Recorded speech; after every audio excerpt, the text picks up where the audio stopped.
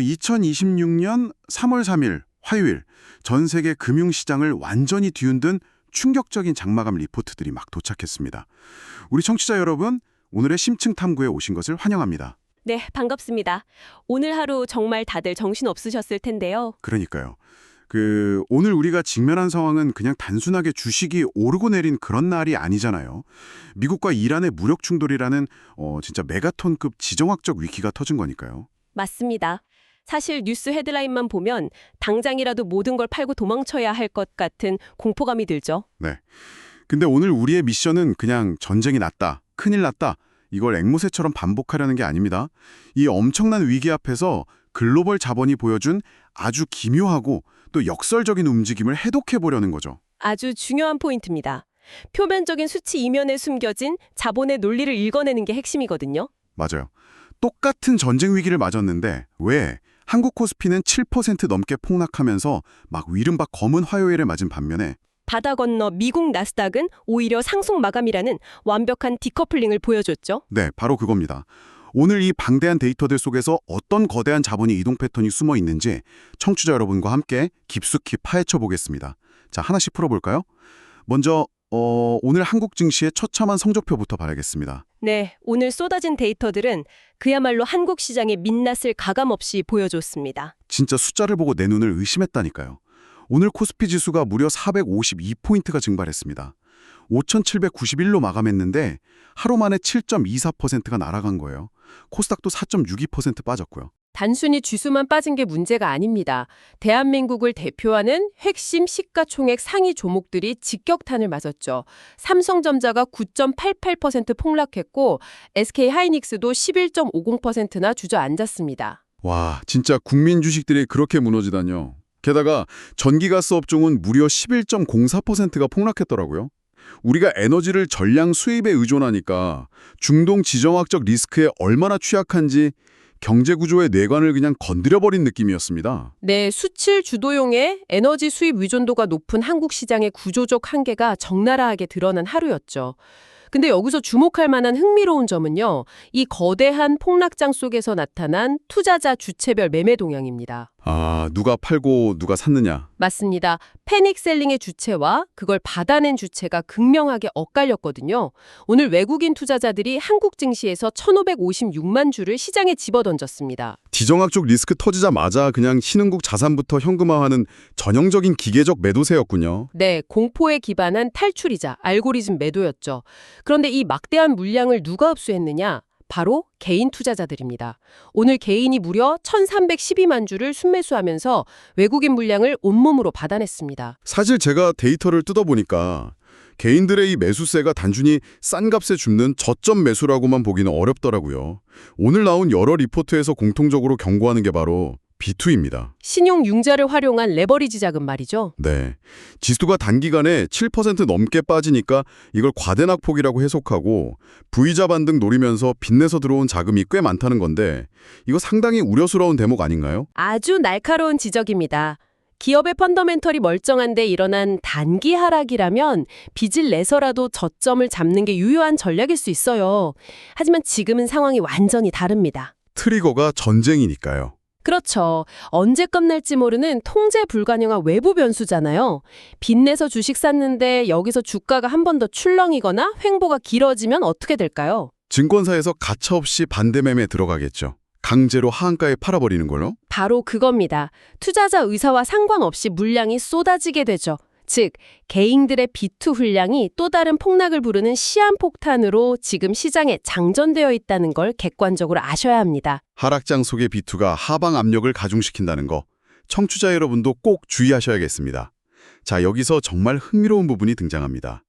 한국 증시가 이렇게 무너져 내리는 동안에 바다 건너 미국 시장 수치를 보면 완전히 다른 세상 이야기를 하고 있거든요. 다우존스랑 S&P 500이 상승했죠. 네, 다우존스가 0.13% 상승, S&P 500은 0.04% 상승, 심지어 기술주 중심의 나스닥은 0.36%나 오르면서 마감했습니다.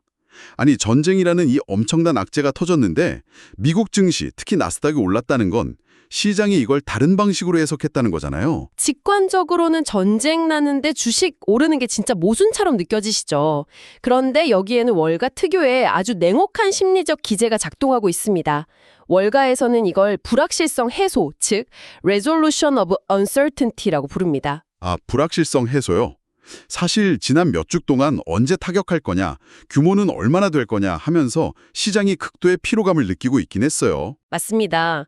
먹구름이 잔뜩 낀 새를 천둥만 칠 때가 제일 무서운 법이거든요. 긴장감 자체가 증시를 짓누르다가 막상 공습이 시작되니까 시장은 드디어 올 것이 왔구나 라고 반응한 겁니다. 자본이 제일 싫어하는 게 나쁜 뉴스가 아니라 알 수 없는 뉴스라는 말이 딱 맞네요. 정확합니다. 악재의 실체가 드러나지 않을 때는 리스크 크기를 계산할 수 없어서 자본이 꽁꽁 얼어붙습니다. 하지만 막상 사건이 터지면 콘트 모델 돌리고 애널리스트들이 계산기를 두드리기 시작하죠. 이제 최악의 시나리오가 현실이 됐으니까 이걸 상수로 놓고 계산하겠다는 거군요. 네, 짓눌렸던 불확실성이 거치면서 오히려 저가 매수세가 들어오는 겁니다. 참 피도 눈물도 없는 자본시장의 생리죠. 진짜 냉혹하네요. 근데 그 자본이 미국 내에서 구체적으로 어디로 이동했나 보면 그 심리가 더 뚜렷합니다. 부동산 섹터가 7.42% 올랐고 에너지 섹터도 2% 올랐어요. 방어주 쪽으로 피난을 간 거죠. 근데 제일 눈에 띄는 건 나스닥을 견인한 대형 기술주들입니다. 예전에는 위기가 오면 금이나 스위스 프랑 같은 전통 안전자산으로 갔는데 이제는 흐름이 바뀌었죠. 그러니까요. 투자자들이 미국의 빅테크 기업들을 그냥 기술주가 아니라 아예 안전한 피난처로 취급하는 심리가 강해진 것 같아요. 그게 글로벌 자본시장의 거대한 패러다임 변화를 보여주는 핵심입니다. 중동의 포탄이 떨어져도 마이크로소프트의 클라우드나 구글의 인공지능, 애플 생태계는 멈추지 않는다는 믿음이 생긴 거예요. 게다가 그 기업들이 갖고 있는 현금이 웬만한 국가 외환 보유고보다 많잖아요. 맞습니다. 물리적 공급망 붕괴에서도 자유롭고 압도적인 체력을 가졌으니까 글로벌 자본이 미국 기술주를 현대판 안전자산으로 재평가하고 있는 겁니다. 그래서 이 모든 게 도대체 무슨 의미일까요? 주식시장의 쏠림 현상을 넘어서 인플레이션을 해지하려는 자본의 움직임은 결국 채권, 외환, 원자재 같은 FICC 시장 데이터를 봐야 명확해집니다.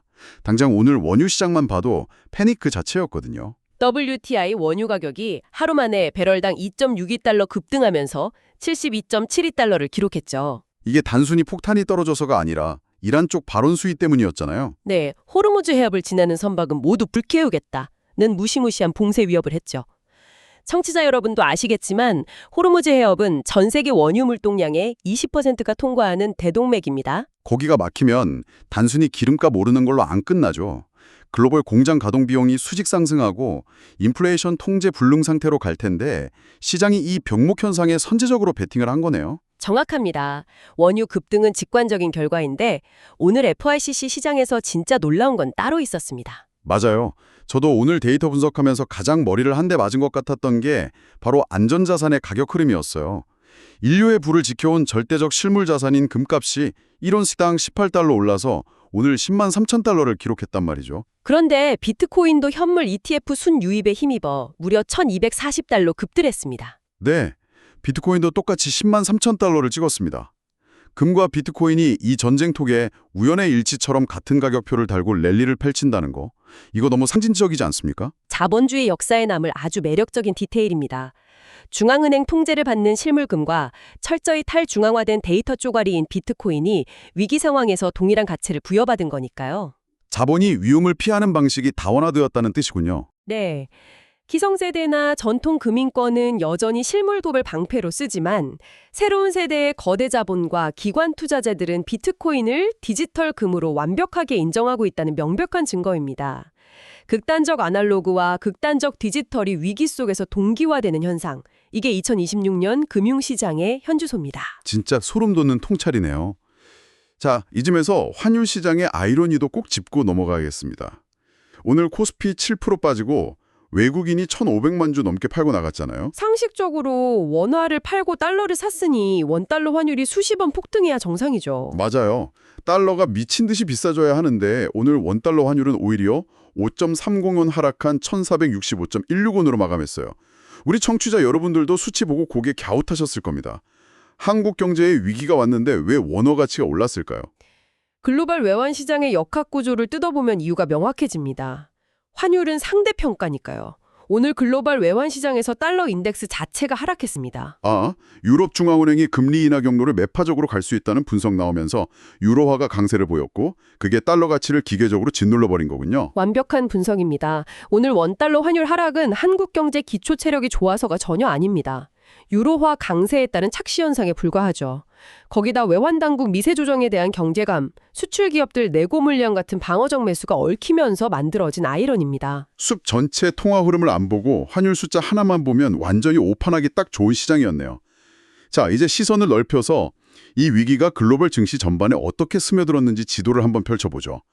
국가별로 파급력이 완전히 달랐습니다. 아시아장에서 코스피가 멱살 잡고 바닥으로 끌고 간 반면에 다른 나라들은 달랐죠. 중국 본토 상하이 종합지수는 0.45% 올랐고 호주 ASX 200 지수도 0.52% 올랐어요. 유럽 쪽은 방산주 랠리랑 우크라이나 평화 협상 기대감 맞물리면서 0.62% 상승 마감했고요. 그야말로 각자 도생이었습니다. 이걸 더 큰 그림과 연결해보면 글로벌 자본이 철저하게 펀더멘털을 계산하며 이기적으로 움직인다는 걸 알 수 있습니다.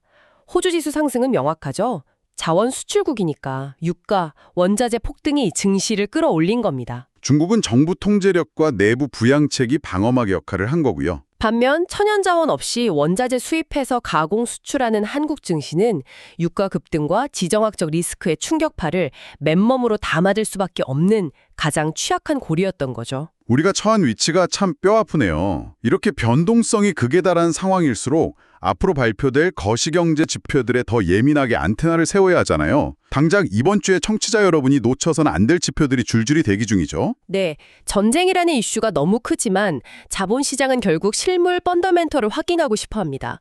먼저 미국 시장에선 ISM 비제조업 구매자 지수를 보셔야 합니다. 현재 52.3으로 확장세가 예측되는데 미국 GDP의 70%가 소비와 서비스업이라 이 지표가 흔들리지 않아야 미국 경제 연착륙 시나리오가 유효합니다. 금요일에 발표될 미국 실업률과 비농업 고용지수도 엄청 중요하잖아요. 코스코 실적 발표도 있고요. 맞습니다. 연준 통화정책의 핵심 잣대이자 소비 심리의 실제 온도를 확인할 수 있는 지표들이죠. 미국의 소비와 고용이 얼마나 튼튼하게 버텨주느냐가 글로벌 증시 전체 하방을 지지하는 핵심이 되겠네요. 그럼 한국 상황은 어떤가요? 지금 물가에 대한 우려가 심상치 않은데요? 한국 청취자 여러분은 이번 주 금요일을 아주 주의 깊게 보셔야 합니다. 한국 소비자 물가지수 CPI가 발표되거든요.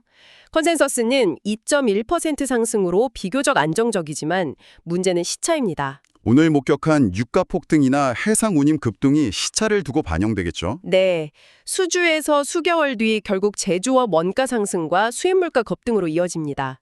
청취자 여러분이 매일 주유소와 대형마트에서 직면할 생활 물가의 무서운 상승을 예고하는 거죠. 한국은행 금리결정셈법도 완전히 꼬여버리겠네요.